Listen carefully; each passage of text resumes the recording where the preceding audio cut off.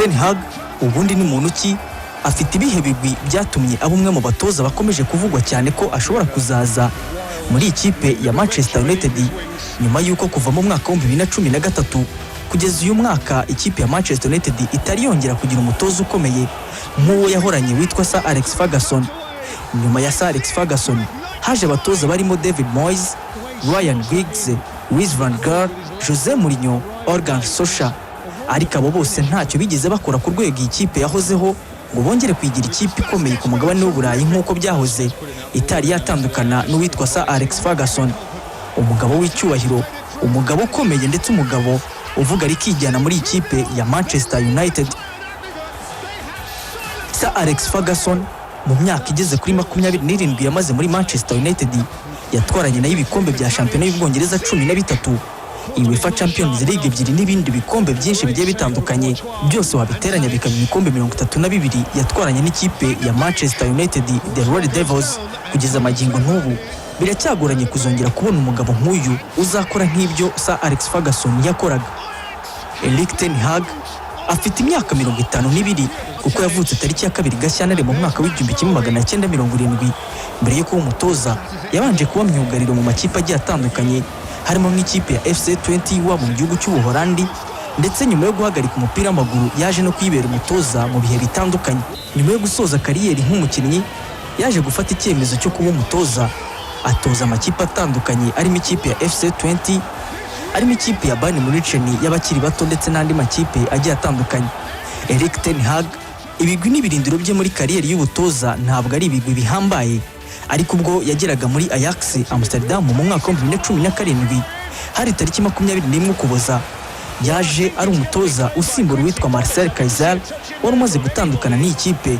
Benshi ntabwo bumvaga ko azaba umutoza wagera ku rwego ariho uyu munsi, gusa gato mbere yaho mu mwaka wa 2013-2014 yanyuze mu ikipe ya Bayern Munich, ariho benshi bavuze ko ashobora kuba yarigiye ku birenge by'uwitwa Pep Guardiola mu gutoza ikipe ya Manchester mu mwaka wa 2017 kugera muri 2019. Yari umutoza w'ikipe ya Ajax, yari atarakora ibintu bihambaye nk'ibyo yakoze muri uwo mwaka wa 2019 nibwo yatangiye kuba umutoza w'igitinyiro ku mugabane w'Uburayi kubera ibyo yari akoze bitaherukaga kuba kuri ikipe ya Ajax yo kugira mu mikino ya 1/2 mu makipe yatwaye ibikombe ku mugabane w'Uburayi, UEFA Champions League.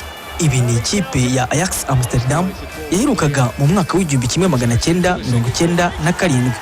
Icyo gihe yatsinze ikipe ya Real Madrid ibitego 4-1 Santiago Bernabeu mu mikino ya 1/8, ayisezerera benshi batabyumva, ndetse uyu mutoza atangira guhabwa amahirwe yo kuzaba umutoza ukomeye. Yongeye kandi gusezerera ikipe ya Juventus Dortmund mu mikino ya 1/2, nabwo ayisezereye ku giteranyo cy'ibitego 3-2, kuko umukino ubanza yabanje kuyitsindira mu gihugu cy'Ubutaliyani ibitego 2-1. Benshi bati n'ubundi azatsindirwa mu Buholandi, ariko aza kwihagararaho anganya igitego 1-1.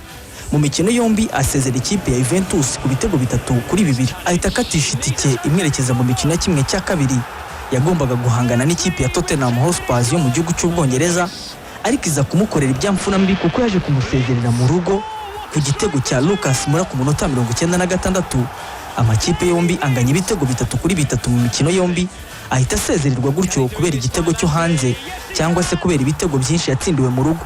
Erik ten Hag mu mwaka wa 2019 nubwo yavuyemo muri Champions League gutyo ntibyamubujije kwitwara neza kuko yegukanye igikombe cye cya mbere muri Ajax, igikombe cy'igihugu cya KNVB Cup, atsinze ikipe ya Willem kabiri ku mukino wa nyuma y'iminsi 10, kandi nabwo yasegukana igikombe cya shampiyona. Yongera kandi gutwara shampiyona umwaka wakurikiyeho wa 2021, yongera kandi gufasha ikipe ya Ajax Amsterdam gutwara igikombe cy'igihugu.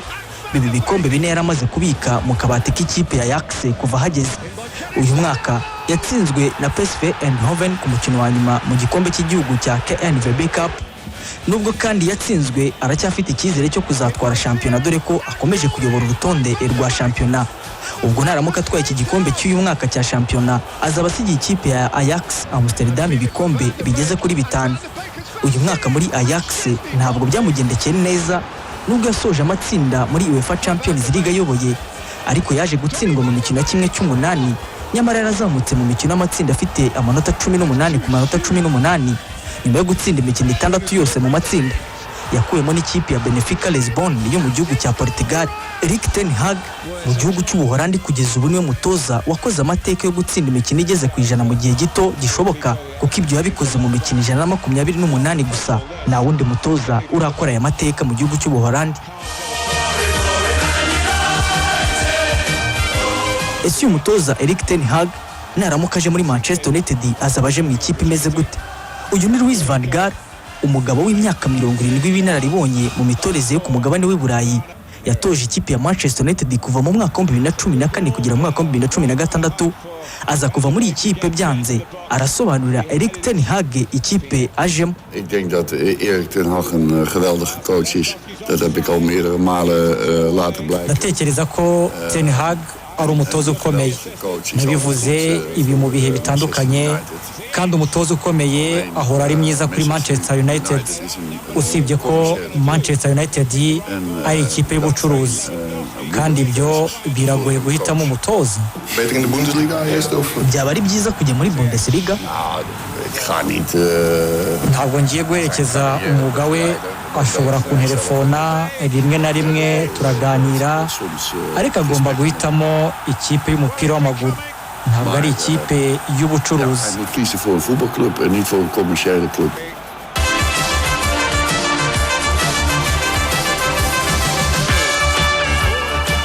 Uyu muburo wa muzehe Louis van Gaal Erik ten Hag asa nkaho atigeze wumva, kuko biri kuvuga ko agomba kwerekeza muri ikipe ya Manchester United. Ese azaba nka wa mwana utumva wishinyo nitaribwa naramuka yerekeje muri Manchester United?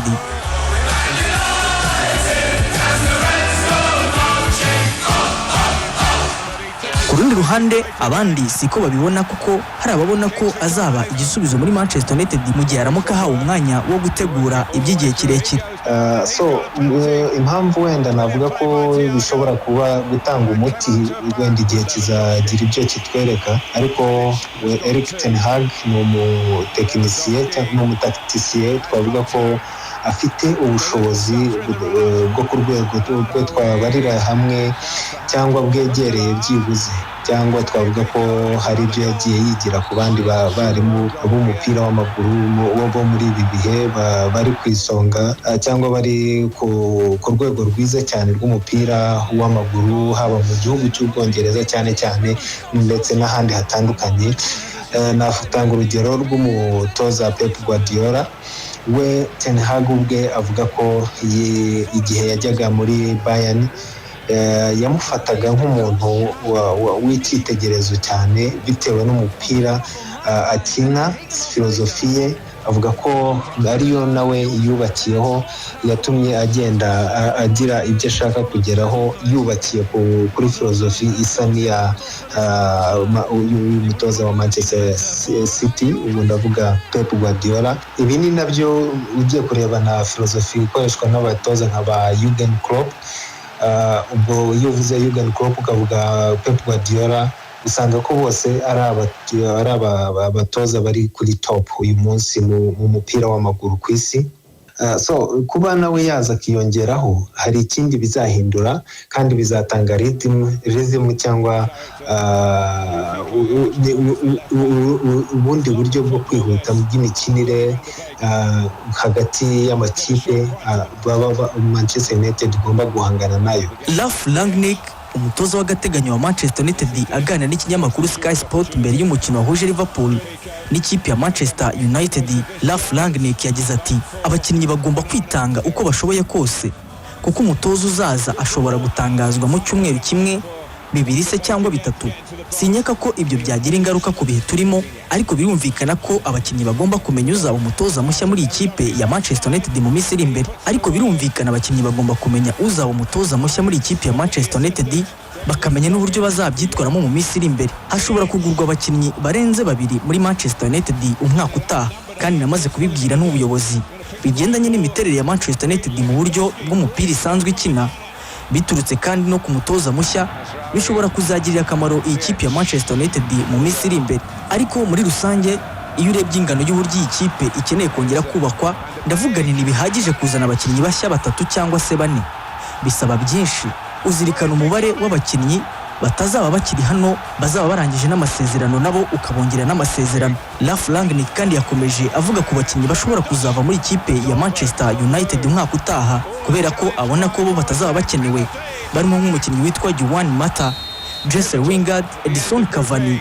Abo ngabo bakazaba bageze ku musozo w'amasezerano yabo muri Manchester United, bishobora gutuma banabarekura. Kongera witwa Paul Pogba nawe bikiri mu biganiro n'ikipe ya Manchester United ngo babe bamwongerera amasezerano. Abo bose amasezerano yabo azarangira mu mpera za Kamena uyu mwaka, mu gihe Nemanja Matic we yamaze kwemeza ko azava muri ikipe ya Manchester United. Kongeraho umuzamu Ligla nawe utabona umwanya muri ikipe ugomba kuyisohokamo. Buri mufana wa Manchester United ahari ku isi ategerezanyije amatsiko uyu mugabo witwa Erik ten Hag igihe azatangarizwa nk'umutoza w'amashitani atukura ndetse n'icyo azaza kuyikoramo. Ralf Rangnick yongeye guhumuriza abafana b'ikipe ya Manchester United, abibutsa ko ikipe ya Manchester United kuzongera gutwara igikombe cya shampiyona bitazatwara imyaka 30 nk'iyo byasabye ikipe ya Liverpool kugira ngo yongere kugitwara. Hari uwavuze ngo ubwiza bw'umukobwa bushobora kumugeza ibwami, ariko ubwenge bwe nibwo bugena igihe azahamara.